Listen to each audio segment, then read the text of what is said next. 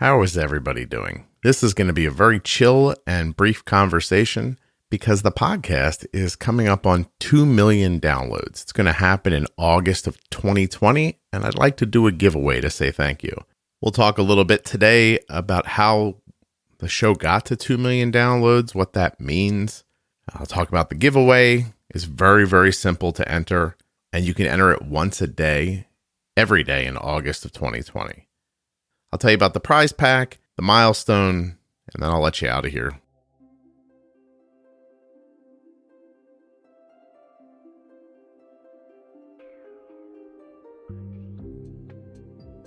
This giveaway is sponsored by Lily's. Now, Lily's is a new sponsor that you'll begin to hear about in October.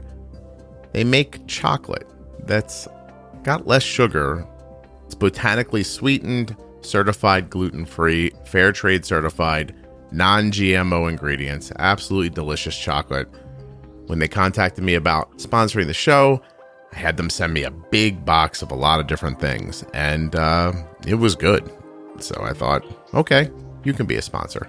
There are plenty of people looking for less sugar so they can have everyday indulgences. And I thought, you know what? Let's do it. Let's let Lily's into the family. So again, you'll start hearing about Lily's in October. You can find them at lilies.com if you want to take a look now, but hang out till October because there'll be discount codes that you guys will be able to use if you're interested. Anyway, Lily's will be part of the prize pack for this giveaway.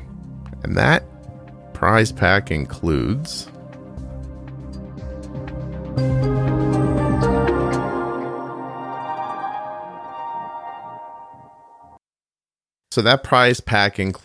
a big gathering of Dexcom swag, Lily's chocolate. I think they're going to send 6 big bars, a Touched by Type 1 swag pack, a Bold with Insulin sweatshirt, the one that has the signs and symptoms of type 1 diabetes on the back, and a free 30-minute consultation with CDE extraordinaire. Yes, that's right, Jenny Smith. A free 30-minute consultation with Jenny Smith. And there's probably going to be more. Some of my contacts are on vacation. So when I come up with more goes in. One winner gets everything. Unless you live outside of the United States. And then that winner will get Jenny, not like carnally, you'll just get the call with her.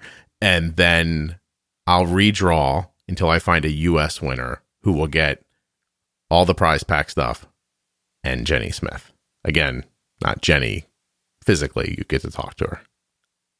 Okay, this is like I said, this is going to be really chill. I'm sitting back in my chair, just trying to remember my time with my type 1 blog, Arden's Day, and how it kind of morphed into a blog with a podcast. I'll tell you a quick story. Obviously, my daughter was diagnosed in 2006 with type 1 diabetes. If you listen, you know that.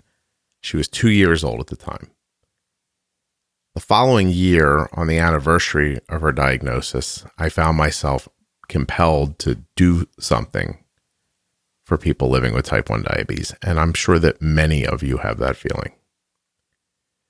I tried to raise some money for a type 1 organization that year after her diagnosis, and I raised about $1,500. It was a lot of work.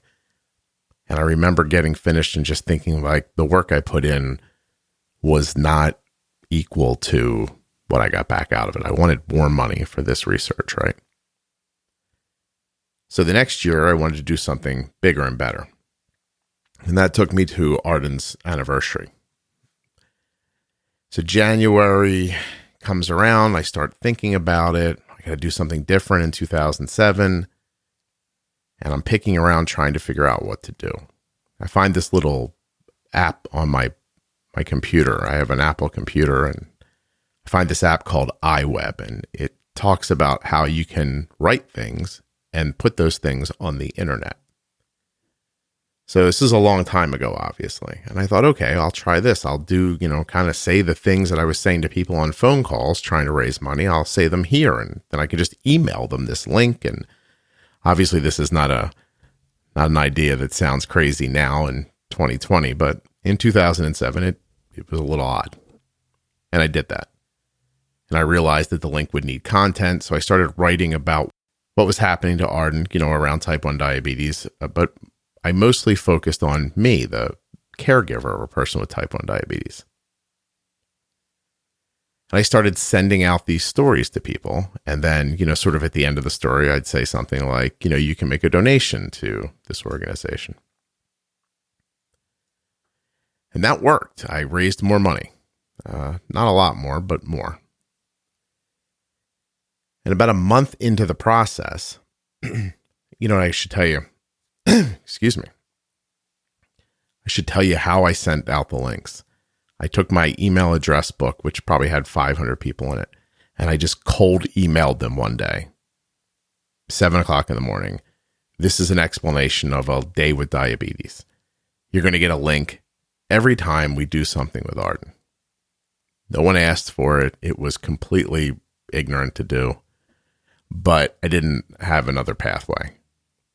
So, first thing in the morning, we pre-bolus a meal, tester. I write up a little blurb about it, put it on this blog, which I didn't even think of as a blog. It was just this place where my words ended up on the internet. And I sent the link, and I wish you could see the link. 9,000 characters long with percent signs in it. It's not the internet that you know today. And people clicked on it a little bit.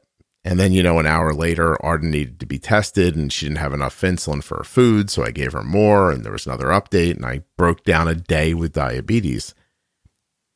Well, by noon or 1:00, I thought, I just can't keep bugging these people who, by the way, did not ask for this all day. And so I just said to them, look, I'm going to continue to update this site. You can check on it if you want, but I'm not going to bother you any longer. And some people did. But to my knowledge, I hadn't reached anyone who had type 1 diabetes. I'm positive that I had not.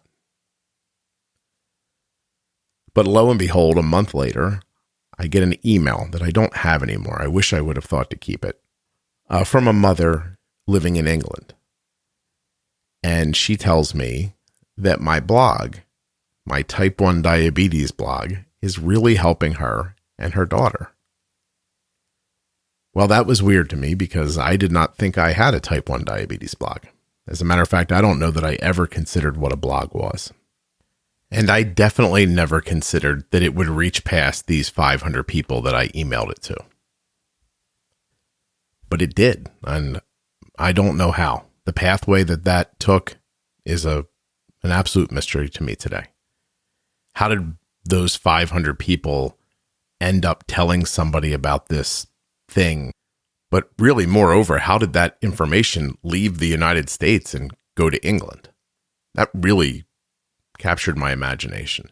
Anyway, this mother, after thanking me, she offered me support in return. She said, if I can never do anything to make this easier for you, please let me know. That was striking to me, and definitely unexpected.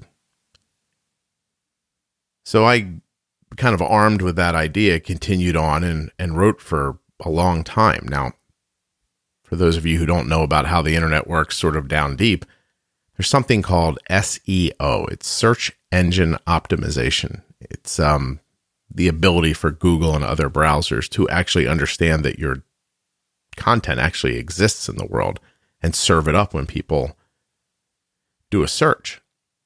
Well, back then I didn't realize that I was using a platform that was not searchable by browsers. But the blog grew, and it really grew to the point where, I think in its heyday, did I say heyday twice? Oh, that was weird. I think at its height, it was getting about 2 million clicks a year. And one day, a pharma company approached me, and they were trying to, I don't know what the hell they were doing, to be honest, back then, but they approached me and they wanted to have a meeting to talk about my blog. Now, we didn't end up doing anything together, but I did go to the meeting. And when I got there, I sat at a table with a lovely woman who I still know to this day. She's really a delightful person who cares about people with type 1 diabetes. And she flops down this big manila envelope that has to be no lie, like 4 or 5 inches thick on this table. And she says, we've been researching some type 1 diabetes blogs. And I, in my heart, believed that, of course, that this manila envelope 5 inches thick was all of the research for all of the blogs, because I didn't know anything about how many blogs there were. I knew nothing. And I was completely unaware, other than this very simplistic counter that I had, about how many people had been to my blog.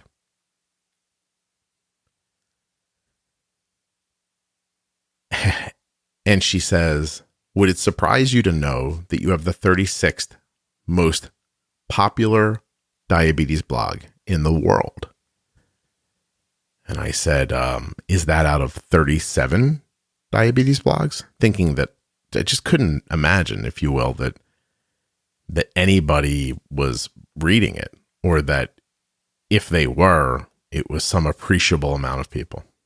I was very naive about the entire thing. She says, no, there are 4,000 type 1 diabetes blogs on the planet. Yours is the 36th most popular one. And of people writing about children with diabetes, it was even higher. Well, she was right. It surprised me. I said, yes, that would surprise me very much. And then I don't even remember the rest of the conversation. Like I said, nothing ever came of it. But I guess what did come of that meeting was that I understood better now the reach of the blog. I had never, bought an ad or asked anybody to share the blog. But there it was, getting all around the world.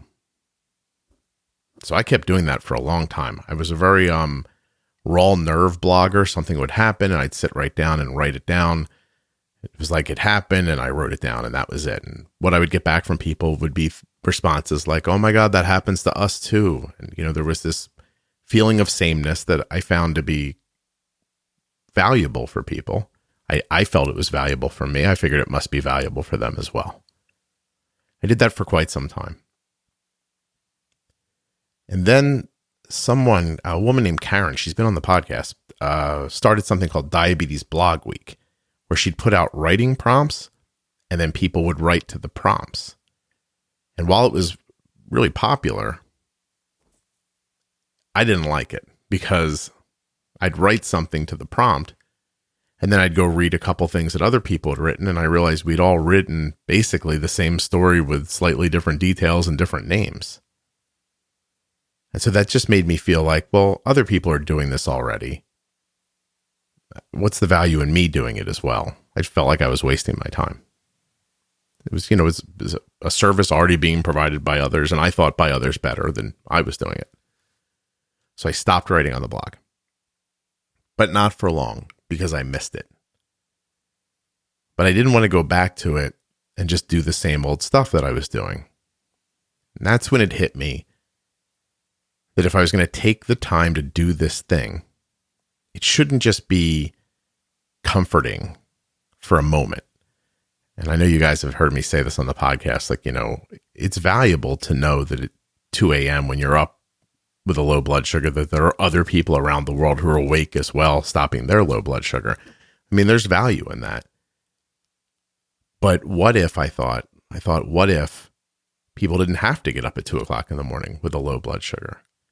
Like, what if this blog actually strove to do more than just connect like a community of people saying it's going to be okay, or I understand? What if it really helped them? What if it changed their health? What if it made their lives better, easier, less cumbersome, right? And so I went on a long journey of figuring out what that was. I wasn't doing great with my daughter's diabetes by any stretch. Her A1C was in the 8s. It was a slog every day.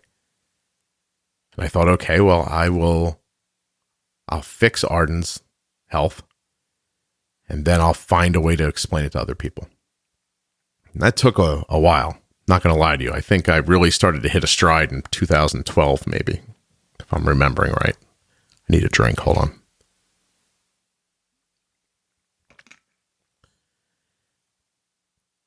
I started off thinking that being afraid of insulin was the biggest problem. And I spent 6 months writing about not being afraid of insulin, which was really more of a writing exercise of me talking myself out of being afraid of it. And that was a big step for us. And then I started figuring out more and more things. And I mean, if you listen to the podcast, you know what these things are. I don't need to tell you.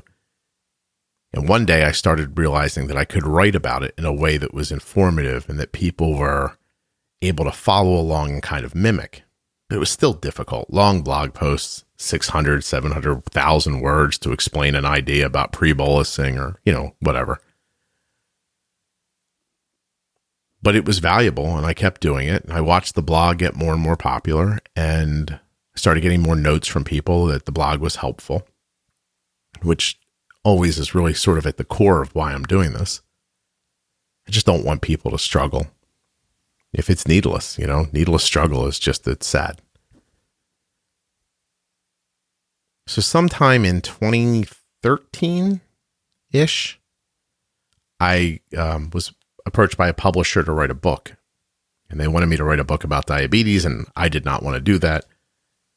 I wanted to write a book about being a stay-at-home dad, and I did that. And through the course of promoting the book, I ended up on television, and somebody who interviewed me, who was pretty famous, told me I was good at talking to people. You probably heard me say this on the podcast. And in the ensuing months and years after that, I started noticing the blog tailing off, like all these clicks were going away. Not disappearing, but it was trending the wrong way, if you know what I mean. And so I talked to a couple of friends who were running blogs that I thought were bigger than mine. And now it turns out in hindsight, they probably weren't, but I still asked, are you seeing this? And they all were seeing these kind of trends away from people reading. And my first kind of visceral thought was, I don't want to lose this connection I have that seems to be helping people. It took me a while to figure out what to do. And I decided I'm going to make a podcast, right? Katie Couric said, I'm good at talking. I'll talk.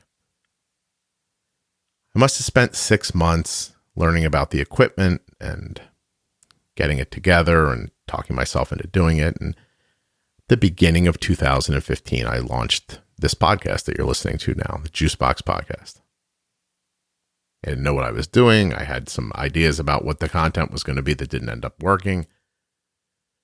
And I quickly found my footing and started going. And I just looked it up. The first full month of the podcast, it's funny actually, the first full month of the podcast had 1,536 listens. So download or a stream, somebody listened to an episode. Not even to say that it was one episode. I might have put 3 or 4 episodes up and together they got these 1,500 downloads, right? And I thought, that doesn't seem like a lot, because I had my perspective from the blog where, the blog was getting 10, 20, sometimes 30,000 clicks a month. And I thought, 1,500, that doesn't sound good, But I was enjoying it. And I saw some minuscule growth to the next month, 1,700. And I was like, woo! The next month, 1,850. And then, 2,397. And then 3,500.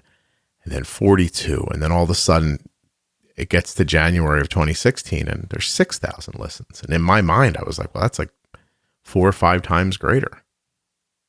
In 2016, there'd be 6, 7, 8, 9, sometimes 10,000 listens a month. And that was like, to me, I was like, wow, I have like almost, 8 times greater than last year. Well, 2017 started being 10,000 and 15,000 a month. And sometimes it would get into the 20s. And that seemed really, really positive to me. But still not overwhelming. I wasn't like, this is it, I can't tell you, because other people are listening, if you know what I mean. I can't tell you how many downloads a month this podcast gets now. But it's a lot more than 20,000. As a matter of fact, in the time it takes you to listen to this, if the podcast isn't downloaded another few hundred times, I'd be disappointed. that's how much it's grown. And if you really think about what I've just said about how the podcast came out of the blog and how the blog grew, I mean, this podcast doesn't have a marketing budget. I'm not an entity. I'm not a business. I'm a guy, right?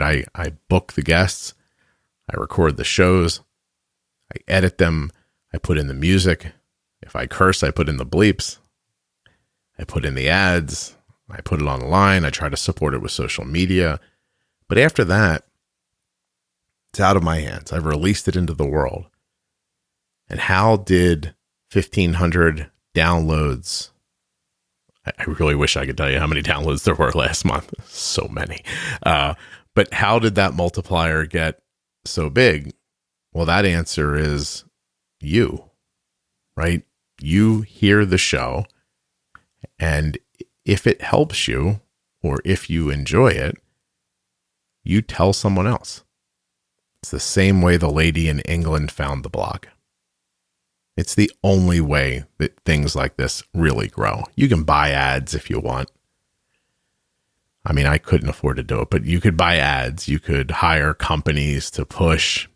You can run around crazy yelling about the podcast all the time, hoping somebody's going to check it out. But in the end, I have very little control over who hears this show. I only control what they hear if they decide to listen. So it's not a humble brag, but I think I put out a show that is enjoyable and lighthearted, sometimes very serious, but mostly I think it's full of good, valuable content. And I think that's why it continues to grow. Well, I think that's why you continue to feel compelled to share the show with someone else. And I can't tell you how much I appreciate that, because the show is at this point a full-time job. It takes up most of my week every week. And, there's ads now, and those ads offset my time and keep my wife from yelling at me because I'm a 49-year-old guy with a podcast. And I appreciate that as well.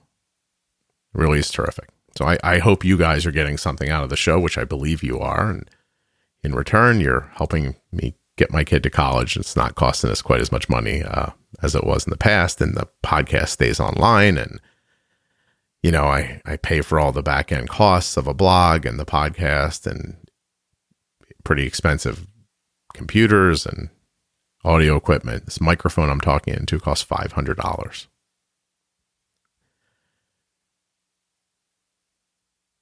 Anyway, 2 million total downloads now.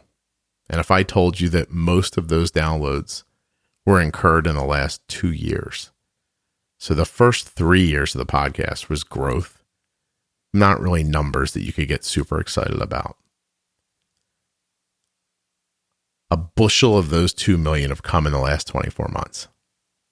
And if I'm right, we will be celebrating 3 million a lot quicker than we got to 1 million for certain, and probably faster than we got from 1 million to 2 million. And I don't have a lot here to say thank you with, but I can put a little giveaway together for you. So you're going to go to juiceboxpodcast.com to enter the giveaway. At the top of the page, there'll be a link that says 2 millionth. And I'll put a direct link in here for you. And you'll click on it. It'll tell you a little bit about the giveaway. It'll say thank you. And it'll give you an opportunity to enter the giveaway. It's going to begin at midnight on August 1st and end at midnight at the end of August. You can enter it once a day. The more entries you have, the more likely you are, statistically, to be chosen randomly, because it's, the app does a random choosing. But I don't want to ask you, and I wouldn't ask you to do anything to enter the giveaway, right? So you don't have to follow me on Instagram. You don't have to follow me on Twitter. You don't have to follow the Facebook page. You don't have to tell somebody else and prove to me that you told them. You don't have to anything. I'm not asking you to do anything. You've already done it. This is the thank you, right? I wish it was bigger. I wish it was more. So this is just a way for me to hopefully give one of you this stuff. and to say thank you to every one of you, and to let you know that if it was within my power, I forget this stuff. I'd come to each of your homes and give you a hug if I could. I mean, if you wanted one. But I just don't know another way to say thank you. Because every day I get a note in the mail. Do you guys remember at the beginning when I said this was going to be brief? I'll get a note by email, message through Instagram, Facebook messages, all different ways, really. I get notes from people whose lives are better today than they were yesterday, and they have a real expectation that they're going to be even better tomorrow. People who are seeing their A1Cs fall 1 and 2 points. Their time in range is amazing. You know, the way they handle all of the aspects of type 1 diabetes has just changed for them. I don't have some super collection of these emails anywhere, right? But if I go to my email right now and just do a simple search for stuff that comes in through the blog. Scott, my daughter had her first endo appointment post-diagnosis and her A1C was 6.2. I just wanted to share the results with you so that you know that the podcast has changed our world. That was yesterday. Here's the day before. Scott, I wanted to make sure you saw my story. My daughter's doing so well. It's the day before that. Hi, I'm a nurse practitioner in a hospital in Boston. I listen to your podcast and I think the tips are great. I work with inpatients and outpatients in diabetes management. Tips are so helpful.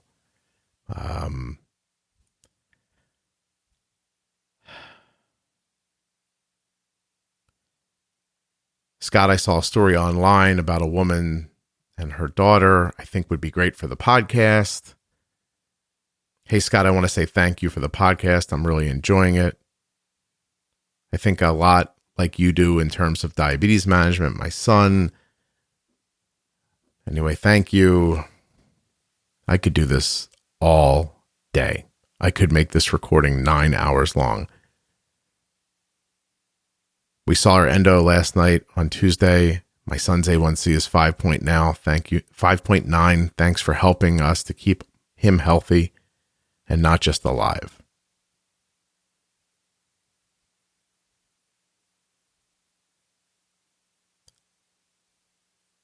This one is so long. It's lovely. It's got to be hundreds of words long. If I jumped over to Instagram, I could do the same thing.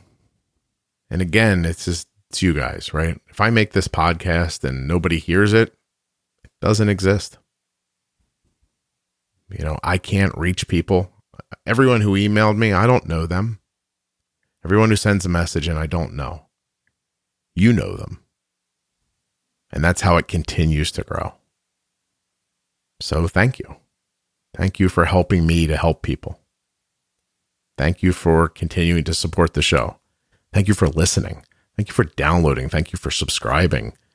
Thank you for telling someone about the podcast. That's it. I really appreciate it. It makes me, I get the chills thinking about all of you doing better. But I get more chills thinking about more people doing better. So 2 million's nice. 4 million would be better. 4 million would be nice. 10 million would be better. This podcast has over 350 episodes, and there are well over 1.5 million people living with type 1 diabetes just in the United States. When you stop and think about 2 million, when you think about those numbers, 2 million's nothing, right? It's statistically unimportant based on how many people are living with type 1 and using insulin every day and probably using it wrong and struggling and getting low and hating their lives, feeling unwell. So let's try to find all of them. Let's try to make everyone feel as good as you do, or at the very least, if you're not to the part where you feel that good yet and you feel really confident, you're getting there. Let's give other people that hope. Juiceboxpodcast.com. Click on 2 million at the top of the page. There's a link in the show notes to the direct link. Enter away. I'd love to send you this stuff. That's it, really. I didn't plan on any of this happening. I didn't start that blog so that it would become huge. I didn't start the podcast so that it would get to 2 million. But now that I see what it can do, I think I have a real responsibility to keep it going. And I just really appreciate all of your help. Okay. Well, I hope that wasn't a bummer. What else I got to tell you here? Oh, yeah. Lilies.com. Thank Lily's, new sponsor of the show. They're going to come on in October and start telling us about their chocolate. I made some chocolate chip cookies with Lily's chocolate the other day. They were good. I think most of their stuff is sweetened with stevia. And for those of you who love that, I think Lily's taste is kind of out of this world. I've tried a lot of other stuff that was sweetened with stevia, and I've not been knocked over by a lot of it. But chocolate lovers who do not want the sugar are going to like this. So hold tight till October. Like I said, don't spend your money without the coupon code. But thanks to, and by the way, Lily, sorry, I just told people not to come yet, but that's not the point. They deserve the coupon code. And thanks to Omnipod, the first sponsor of the Juicebox podcast. Not just the first sponsor, a sponsor that came on when I had 1,500 downloads a month. I ever tell you about this story? I thought we were done, huh? I used to write for Omnipod. They had a blog. I think they still have it. And is it weird to hear someone drink on mic? I'm sorry. I was contacted at the beginning of a new year. We want to talk about which direction you want to go writing on our blog. And I said, I don't want to write on your blog anymore. I said, I'm going to make a podcast. It's going to help people. I said, they're going to be healthier. They're going to understand how to use their insulin better. This podcast is going to be, it's going to be important to them. I can't promise that anyone's going to hear it yet, but I need some money to float me while I get it off the ground. So I don't want to write for your blog. I want you to buy ads on my podcast. My podcast with no listeners that I haven't even started yet, that I was able to give them 1,500 downloads in the first year every month. Oh my gosh. Thank you, Omnipod. I'm thinking of one person specifically there who really heard what I was saying when most people did not understand or definitely didn't want to get involved in something that had, no listeners. But we're smiling now. And in large part due to the fact that Omnipod was willing to put these ads on this show before it was a show. I had to be able to look at my wife and tell her I was making a little bit of money, right? There's a lot of effort that was going into this. So Omnipod, you guys are the founder of the feast. You really are. Thank you so much. You make an amazing insulin pump. myomnipod.com/juicebox. Go get a free demo right now. If you love this podcast, get that demo. There's links in the show notes. Then who came on next? Dexcom? I think Dexcom was next. That was huge. Dexcom is the gold standard in glucose monitors, just as I believe that Omnipod is the gold standard in insulin pumps. And to have two giants in this space say, we want to sponsor your show, it's amazing. It really is. So Dexcom and Omnipod, and we're chugging along for a while with them as the sponsors. And then suddenly Touched by Type 1 approaches me and says, we're a small org trying to get the word out. We can't afford these ads, but is there something we can afford? And I said, I could try mentioning your show, or I could try mentioning your organization, like just a little mention, not the whole ad. I was like, it wouldn't be fair to the advertisers if I gave you as much space as they had. So I did that. And from what I hear from Touched by Type 1, they now hear from people all over the world with type 1 diabetes.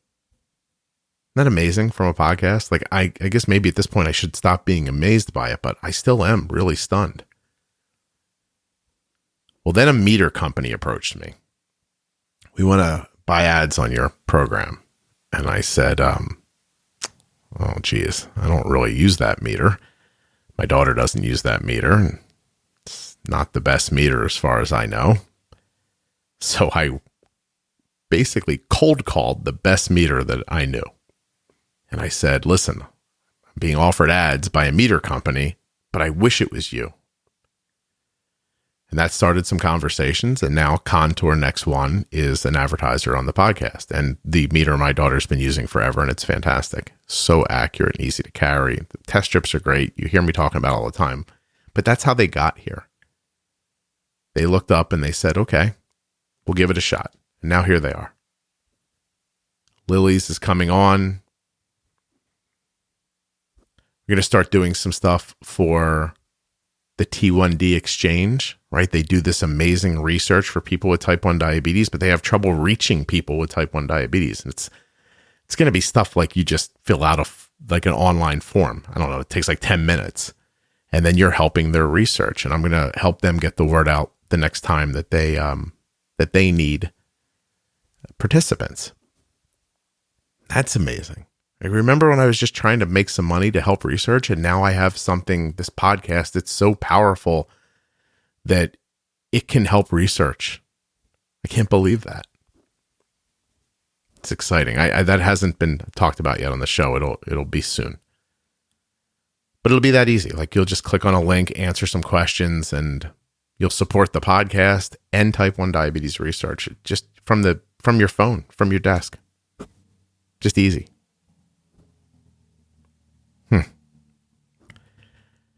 And